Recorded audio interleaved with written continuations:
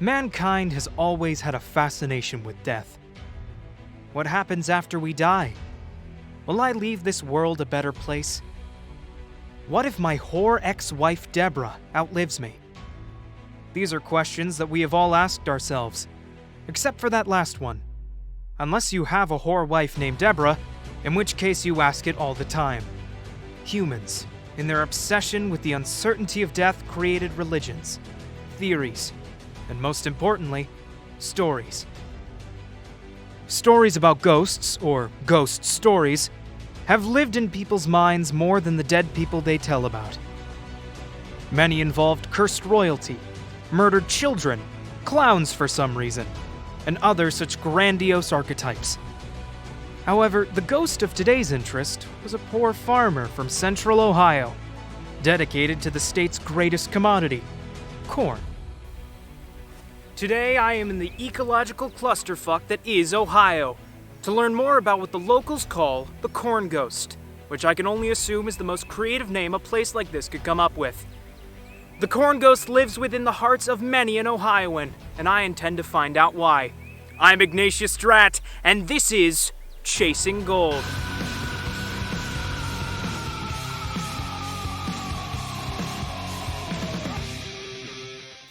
Ohioans love their corn. This is a common stereotype that is 100% true for all of its citizens. It was only a matter of time before one man would die for his love of corn. This man was Chesterfield Joseph Dixon Allen VII, a name so convoluted you would think that a small child or J.K. Rowling came up with it. In the mid-19th century, corn farmer Chesterfield Joseph Dixon Allen VII, Chet for short, lived with his wife and children on their farm in Hibernia, Ohio, near the modern-day city of Reynoldsburg. One night, afraid that crows would eat his corn, Chet decided to shuck it early. Tragically, Chet's sickle hand slipped, cleaving his hand from his wrist. A murder of crows descended from the sky and pecked his eyes out. Chet now wanders the cornfield, searching for his hand.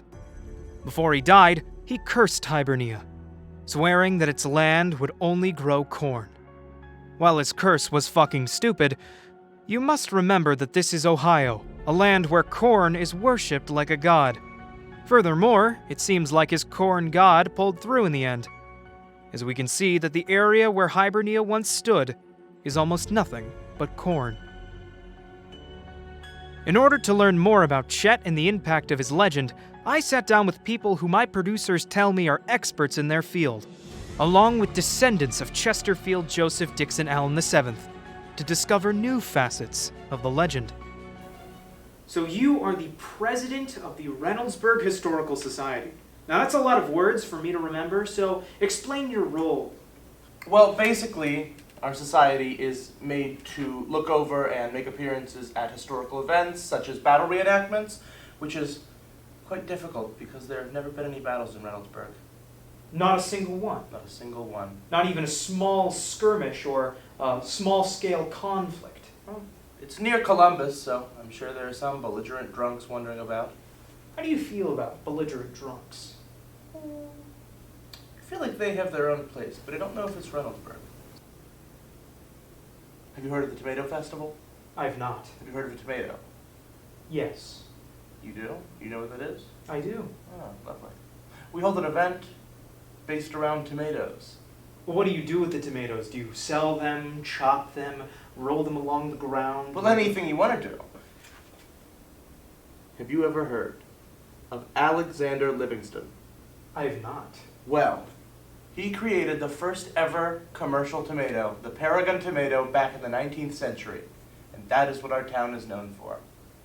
What do you know about Chesterfield Joseph Dixon Allen VII, and do you believe he was historical fact or fiction? Well, we do know he was a real person. There are records, pictures and such of his existence, but frankly, I don't believe the story at all. You don't? No. Then why did my producer bring you here? That's what I'm asking.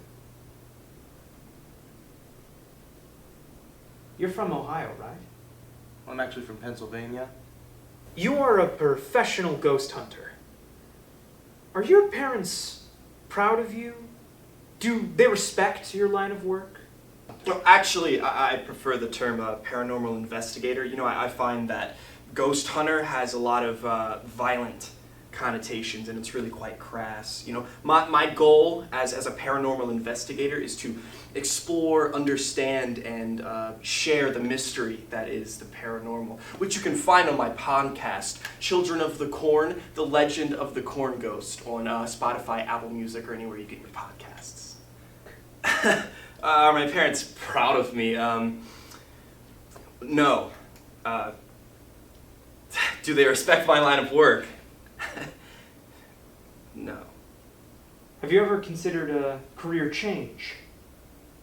Career change? Well, you know, I worked at Starbucks for a while. I was a barista there, but for some reason they didn't like the fact that I was really into covering my face with whipped cream, because I like the idea of portraying the existence of the supernatural. Have you found any ghosts? Like the corn ghost, perhaps? Have I seen the corn ghost? Well, how about this? See that? That's a Band-Aid on my finger. I was out exploring the other night with my girlfriend, and I got into a bit of a tussle. Now, she says I tripped over my shoestrings and hit my finger on a piece of wood, but who's to say? Perhaps you should get more durable skin. Why corn farming? Well, you see, I wasn't always a corn farmer. In fact, I used to work at a meatpacking factory, but I switched to corn because I just wasn't getting the fulfillment out of life in a meatpacking factory. Do you know how much it stinks in a meatpacking factory? No, I've never worked in a meatpacking factory. You should try to work in a meatpacking factory sometime. I don't think I will. Do you have any other aspirations? Poetry, perhaps? Stand-up comedy? Hell, I'll even take baking. Do you have anything else going on in your life? Well, I did write one poem once. I read it to my ex-wife. She died shortly after I read her that poem. I'm so sorry. She slipped, fell down the stairs, broke her neck. That sounds dreadful. They tried to rush her to the hospital, but she didn't make it in time. How does it feel to have your great-great-grandfather immortalized in urban legend? This doohickey on or Yes. rolling? Yes. Immortalized. Define immortalized. Immortalized means that they're immortal, but in a story. But my great-great-grandpa Chad's dead. That was the dumbest question I've ever heard. He is not immortalized. You're immortalized, okay? None of this shit is real. See, I don't understand. Those birds, it's just like that one movie, The Birds. I don't need to get into that, though. They picked them apart, and I remember hearing this story when I was eating my popcorn thinking, he's dead. He's dead. Like, you know what I mean? Like, this man is dead. I don't know what else to tell you. He's not living. He's not immortalized. He's in heaven, where he should be. Have you ever been visited by your great-great-grandpappy Chet? I don't believe in this doohickey, Ouija board, juju. It's insanity. You use the word doohickey quite a bit. Would you like to elaborate on that? Why would I? Where are you from? Ohio? Why do you talk like that? Why do you talk like you talk, sir? I do believe I was visited one time. I was out at the grocery store looking for popcorn. It was a movie night. Me and my ex-girlfriend, we were watching Ghost, 1990. Ever seen that movie? Demi Moore and Patrick Swayze? No. It's a great movie. You love it. A lot of romance, a lot of mystery. People die. And they're immortalized, like you like to say. How many times do I have to tell you I don't believe in this stupid shit? My great-grandpappy is with my Lord and Savior, Jesus Christ. And quite frankly, I think you need to pray to him here.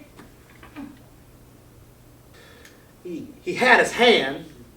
It was a little disfigured. He only had 3 fingers. It looked a bit gnawed off, but it looked like him. He was dismembered and like all pecked to shit, actually. I'm pretty sure it was him. I was getting my popcorn, too focused on the gluten that day, but Dear Father, who art in heaven, hallowed be thy name. Thy kingdom come, thy will be done on earth as it is in heaven. Heaven. He's in heaven. He's not walking around on earth. He's not in hell. He's in heaven. Just where he should be. I've never seen it in my life. And neither have you. From the interviews conducted today, I can say with confidence that this was a waste of time. As I record this voiceover, I'm tempted to cancel this project in order to write it off on my taxes. But that would be unfair to my loyal fans. So I will release it, and hope that you gained something from this farce of an urban legend. Join me next week as we discuss the fascinating domino effect that allowed the assassination of Archduke Franz Ferdinand to lead to the creation of tentacle hentai. As always, I'm Ignatius Stratt, and this has been Chasing Gold.